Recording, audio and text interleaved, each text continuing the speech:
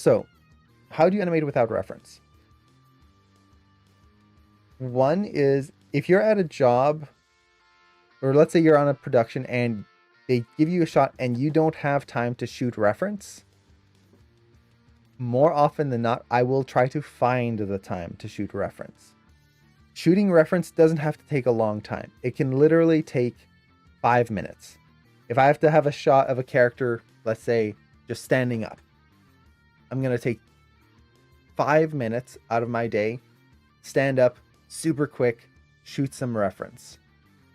Now, the more complex it is, okay, the harder that's going to be to do that and to find those, or to shoot that reference.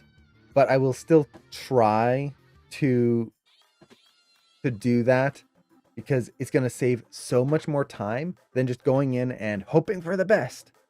Because if you don't have time to shoot reference, you don't have time to try and invent motion and waste time hoping for the best. And at least with reference, it gives you a plan. So out of the two options, I would rather waste a little bit of time shooting reference or finding reference than waste a lot of time praying for a good result. So that's the first thing. Now, how do you animate without reference? Well, it's practice. It's learning a lot of different things. So for example, once you study enough reference, yeah, exactly. Shooting reference is not a waste of time. Very true. Shooting reference always gives you something.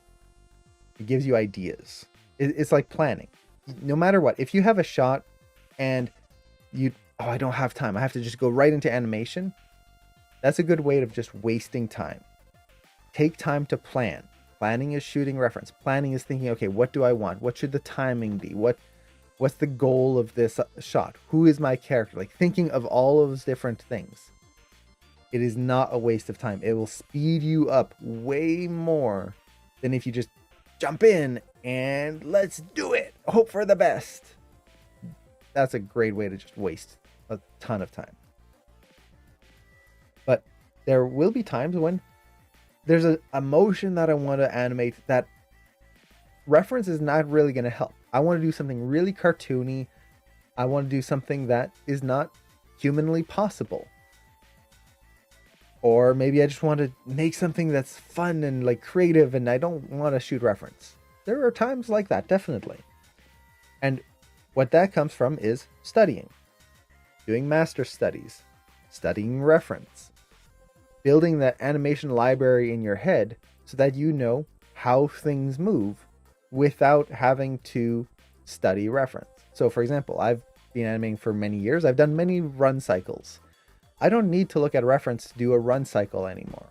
I will, because you never know, like especially when you want a specific type of run, there's always those little bits that you might kind of forget about, or that you might look and go, oh, that's a really cool little detail that this one runner did. Maybe it's just the way they flexed their hands or they adjusted their shoulders in this one step. I could use that. It gives you ideas so that you're not just recycling the same thing over and over. But in general, I don't need that reference because I know how to do a run at this point. It's been 10 years. I've done many runs and walks. So yeah, I don't need that. A character reaching forward, like that's a simple motion. I don't need reference for that because I've done it so many times. I've demoed it so many times. I know how the shoulder works. I know how the body works. I know how the arm works. I know how to do good hand poses. I know how to animate all of the body to make that work. I've also studied the timing of that. How long does that usually take? I've done the studying and I've kind of got it in my head at this point. So I wouldn't need to do that. If I wanted to do it really cartoony, I've studied cartoony animations. I've looked at the timing that really makes cartoony animations pop, like Hotel Transylvania or Spider-Verse or things like that. How to get that stylized motion. So I wouldn't necessarily have to shoot more reference or plan that out. I could just animate it. Again, with that said, does it mean I wouldn't? No, because what if I want a specific feeling to that reach? Maybe I just want to kind of, have a pause in there, or maybe the character kind of looks around, does it really quick. I can get so many little ideas out of just shooting quick reference. Take 5 minutes, do a few different takes of this character reaching for something that I can then incorporate. And even if I push it to a really cartoony level, it's still gonna help me. If you look at the animators on Spider-Verse, like a whole bunch of animators, Ari Santos, I forget his other name. They're such good animators. They're posting some of the reference they shot for the animations of the new Spider-Verse 2 trailer.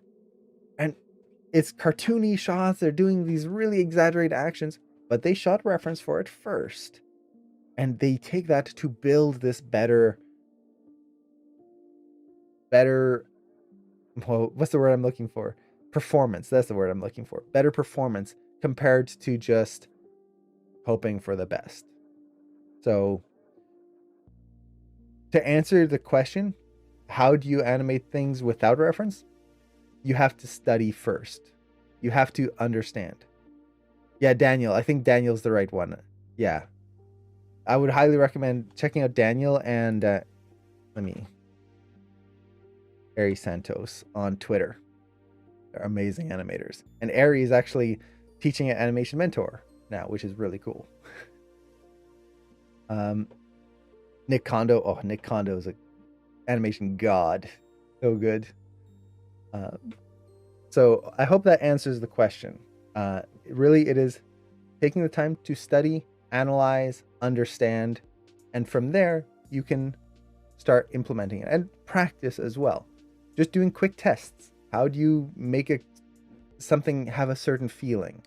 From there, you can start kind of taking all those building blocks, those little tests that you did, the little studying, and creating a cool shot out of it. Let's see. Now, how do you add stylized motions to your animation after you copy the reference? You exaggerate. That's what exaggeration is. So if my motion is going to, maybe I'm going to reach and I've just got this in my reference, kind of linear motion. Well, linear isn't the most interesting. So maybe I'll ease a little bit and then speed up in the reach. So it's a little slower at the beginning and then faster. It makes that motion just feel a little bit more interesting. Maybe I'll add a little extra drag to the hand. I'm exaggerating the little things that I see, or even adding elements that I don't see in that reference to make it more interesting.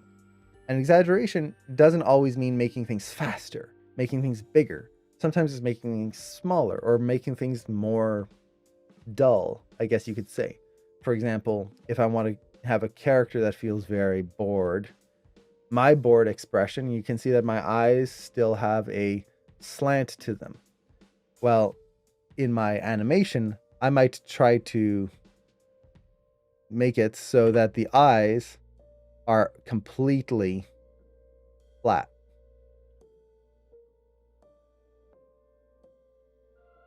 And the brows as well. You can even add some eye bags underneath. Really just make that character feel like, ugh, really sell that expression. So you're exaggerating the flatness of it. The same thing goes with timing. If you want a very bored expression, you can really push that linear timing in that moment to make it feel very mechanical. Like they've lost that life in them.